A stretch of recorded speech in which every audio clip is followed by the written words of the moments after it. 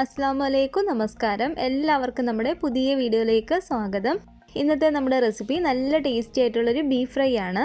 Beef കഴിക്കുന്നവർക്ക് തീർച്ചയായിട്ടും ഇഷ്ടപ്പെടുന്ന നല്ല ടേസ്റ്റി ആയിട്ടുള്ളൊരു റെസിപ്പിയാണ് കേട്ടോ. അപ്പോൾ വേഗം തന്നെ നമുക്ക് റെസിപ്പിയിലേക്ക് പോകാം.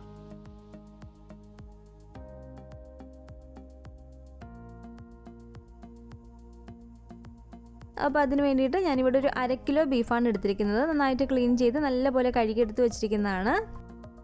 ഈ ഒരു പാനിലേക്ക് നമുക്ക് 1 ടേബിൾ സ്പൂണോളം ഓയിൽ ചേർത്ത് കൊടുക്കാം. വെളിച്ചെണ്ണ തന്നെ ഉപയോഗിക്കുന്നതാണ് ടേസ്റ്റ് കൂടുതൽ. തീ നന്നായിട്ട് കുറച്ച് വെച്ച് കൊടുത്തതിന് ശേഷം നമുക്കിതിലേക്ക് ഒരു 2 ചെറിയുള്ളി ചേർത്ത് കൊടുക്കാം. അതുപോലെ ഒരു വലിയ 2 അല്ലി വെളുത്തുള്ളി അരിഞ്ഞതും കൂടി ചേർത്ത് കൊടുക്കുകയാണ്. ചെറുതാണെങ്കിൽ ഒരു 4-5 എണ്ണം വരെയൊക്കെ എടുക്കാം. ഈ ഒരു വലിപ്പമുള്ള ഇഞ്ചിയും കൂടി ഞാൻ ഇതിലേക്ക് ഇട്ട് കൊടുക്കുകയാണ്.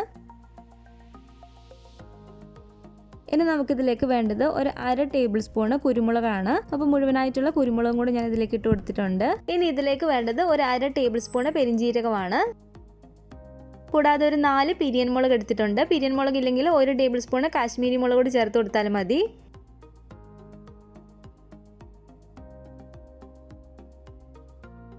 ഈ പിരിയൻ മുളകും കൂടി ചേർത്ത് കൊടുത്തതിന് ശേഷം സാധാ നല്ല എരിവുള്ള മുളക് കൂടി നമുക്കൊരു 1/2 ടേബിൾ സ്പൂണ് ചേർത്ത് കൊടുക്കാം.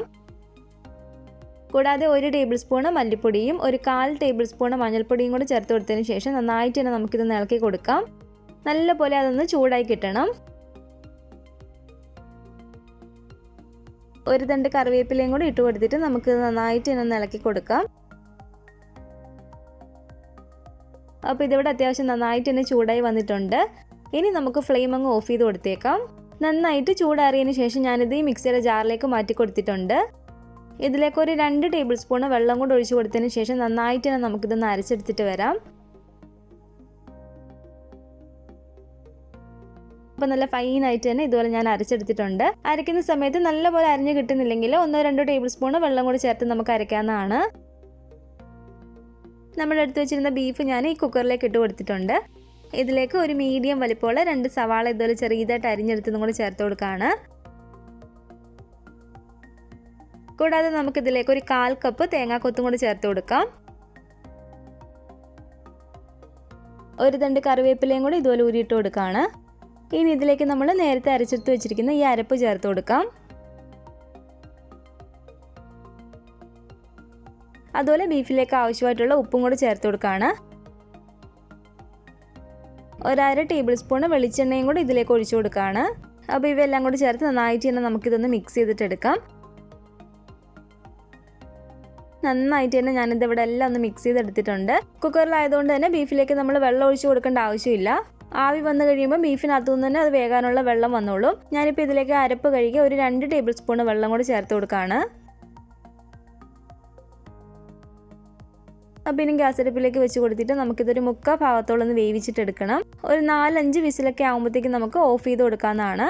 ബീഫിനൊക്കെ എല്ലാത്തിനും ഒരേ വേവായിരിക്കത്തില്ല. അപ്പോൾ ആ ഒരു വേവ് നോക്കിയിട്ട് നിങ്ങളൊരു 3/4 ഭാഗത്തോളം ഒന്ന് വേവിച്ചിട്ടെടുക്കുക. അപ്പോൾ ഇതൊരു 5 വിസിലായി. ഇതിൻ്റെ ആവിയൊക്കെ നന്നായിട്ട് പോയി വന്നിട്ടുണ്ട്. ബീഫ് ഇവിടെ നന്നായിട്ട് തന്നെ നമുക്കൊരു 3/4 ഭാഗത്തോളം വെന്ത് കിട്ടിയിട്ടുണ്ട്. ഇത് ഞാൻ ഈ ഒരു ചട്ടിയിലേക്ക് ആ അരപ്പോട് കൂടിയിട്ട് തന്നെ ഒഴിച്ചു കൊടുക്കുകയാണ്.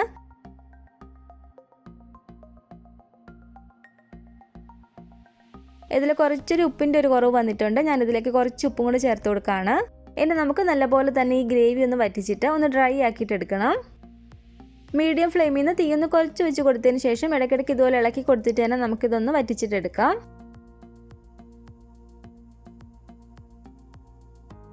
അപ്പോൾ ഏകദേശം ഇതുപോലെ ഒന്ന് വറ്റി വരുമ്പോഴത്തേക്കുമാണ് നമ്മളിതിലേക്ക് ഫ്രൈ ചെയ്യാൻ വേണ്ടിയിട്ട് ഓയിൽ ഒഴിച്ചു കൊടുക്കേണ്ടത്.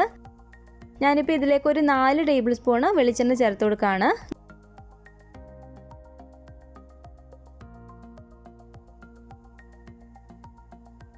ഓയിലും കൂടി ചേർത്തിട്ട് നന്നായിട്ട് തന്നെ നമുക്കിതൊന്ന് ഇളക്കി കൊടുക്കാം.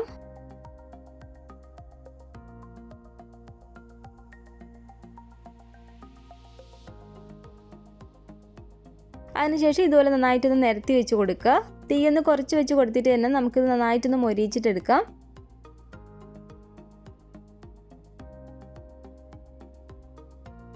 ഇതിൻ്റെ ഈ ഒരു കളറ് മാറി അത്യാവശ്യം നല്ലൊരു കറുത്തൊരു കളറായിട്ട് കിട്ടുന്ന വരെ നമ്മൾ നന്നായിട്ടൊന്ന് മൊരിയിച്ചിട്ടെടുക്കണം. അപ്പോൾ അത്യാവശ്യം നന്നായിട്ട് ഇതിവിടെ മൊരിഞ്ഞ് വരാൻ തുടങ്ങിയിട്ടുണ്ട്. ഈ ഒരു സമയത്തൊക്കെ നന്നായിട്ടൊന്ന് മൊരിഞ്ഞ് കിട്ടാൻ വേണ്ടിയിട്ട് ഓയിൽ ആവശ്യമെങ്കിൽ നമുക്ക് ചേർത്ത് കൊടുക്കാവുന്നതാണ്.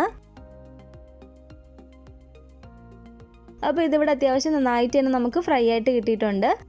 ഒട്ടും തന്നെ കരിഞ്ഞു പോകാതെ ഈ ഒരു കളറായിട്ട് നമുക്ക് കിട്ടണം. അതുകൊണ്ട് ഏകദേശം ഗ്രേവി ഒന്ന് വറ്റി വന്നതിന് ശേഷം നമ്മൾ തീ നന്നായിട്ട് തന്നെ കുറച്ച് വെച്ച് കൊടുക്കണം.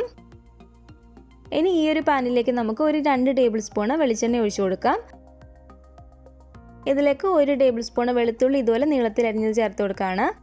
അതുപോലെ 1 ടേബിൾ സ്പൂൺ കനം കുറഞ്ഞതുപോലെ നീളത്തിൽ അരിഞ്ഞ ഇഞ്ചിയും കൂടെ നമുക്ക് ചേർത്ത് കൊടുക്കാം. ഒരു 3 പച്ചമുളക് ഇതുപോലെ അരിഞ്ഞതും കൂടെ നമുക്കിതിലേക്ക് ഇട്ട് കൊടുക്കാം.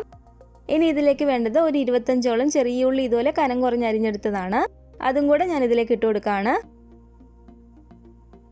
കുറച്ച് ഉപ്പും കൂടി ചേർത്ത് കൊടുത്തതിന് ശേഷം നമുക്കിതൊന്ന് മൂപ്പിച്ചിട്ടെടുക്കാം. ഒരുപാട് വഴറ്റിയിട്ടെടുക്കരുത്, ചെറിയതായിട്ട് നമുക്കിതൊന്ന് മൂത്ത് കിട്ടിയാൽ മതി. അപ്പോൾ ഈ ഓയിലിനകത്ത് ഇട്ട് കൊടുത്തിട്ട് നമുക്കിതെല്ലാം കൂടെ ഒന്ന് മൂപ്പിച്ചിട്ടെടുക്കാം.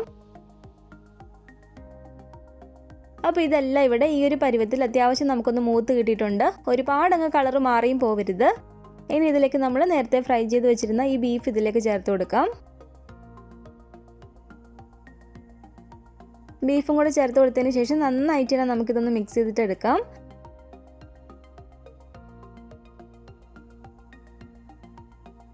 ഇതുപോലെ നന്നായിട്ടൊന്ന് മിക്സ് ചെയ്തതിന് ശേഷം ഞാൻ ഇതിലേക്ക് ഒരു 1/4 ടേബിൾ സ്പൂൺ മീറ്റ് മസാല ചേർത്ത് കൊടുക്കുകയാണ്. മീറ്റ് മസാലയ്ക്ക് പകരം ഗരം മസാല വേണമെങ്കിലും ചേർത്ത് കൊടുക്കാവുന്നതാണ്. അതുപോലെ ഒരു 1/4 ടേബിൾ സ്പൂൺ കുരുമുളക് പൊടിയും കൂടി ചേർത്ത് കൊടുക്കുകയാണ്. ചെറിയ ചെറിയ തരികളായിട്ടുള്ള കുരുമുളക് പൊടിയാണ് ചേർത്ത് കൊടുത്തിരിക്കുന്നത്. 1/2 ടേബിൾ സ്പൂൺ ചില്ലി ഫ്ലേക്സ്, നമ്മുടെ വറ്റൽമുളക് ചെറുതായിട്ട് പൊടിച്ചെടുത്തതും കൂടി ചേർത്ത് കൊടുക്കുകയാണ്. കുറച്ച് കറിവേപ്പിലയും കൂടെ നമുക്കിതിലേക്ക് ഇട്ട് കൊടുത്തേക്കാം. അതിനുശേഷം നന്നായിട്ട് തന്നെ നമുക്കിതൊന്ന് ഇളക്കി കൊടുക്കാം. ഇനി ഒരു 2-3 മിനിറ്റും കൂടെ ഒന്ന് ഇളക്കി കൊടുത്താൽ മതി.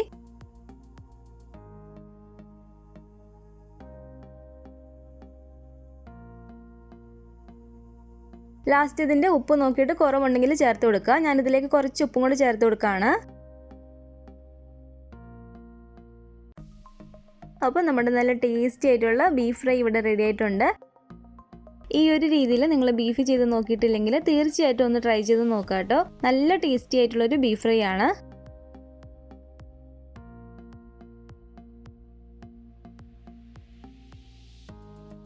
കഴിക്കുന്നതിന് മുമ്പായിട്ട് കുറച്ച് നാരങ്ങ നീരും കൂടി ഇതിലേക്ക് പിഴിഞ്ഞൊഴിച്ചിട്ട് ഒന്ന് മിക്സ് ചെയ്യുകയാണെങ്കിൽ കുറച്ചും കൂടെ നല്ലൊരു ടേസ്റ്റാണ് കേട്ടോ.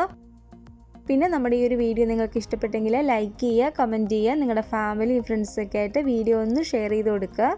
കൂടാതെ പുതിയതായിട്ട് നമ്മുടെ ഈ ചാനൽ ആരെങ്കിലും കാണുന്നുണ്ടെങ്കിൽ താഴെ കാണുന്ന റെഡ് സബ്സ്ക്രൈബ് ബട്ടണും കൂടെ ഒന്ന് പ്രസ് ചെയ്ത് സപ്പോർട്ട് ചെയ്യണേ. കൂട്ടത്തിൽ കാണുന്ന ബെൽ ഐക്കണും കൂടെ ഒന്ന് ക്ലിക്ക് ചെയ്ത് ഓൾ എന്ന ഓപ്ഷൻ തന്നെ കൊടുക്കുകയാണെങ്കിൽ ഞാൻ ഇടുന്ന എല്ലാ റെസിപ്പികളും നിങ്ങൾക്ക് നോട്ടിഫിക്കേഷനായിട്ട് കിട്ടുന്നതായിരിക്കും. ഇൻഷാ അല്ലാഹ് വീണ്ടും നമുക്ക് നല്ലൊരു വിഭവമായിട്ട് കാണാം.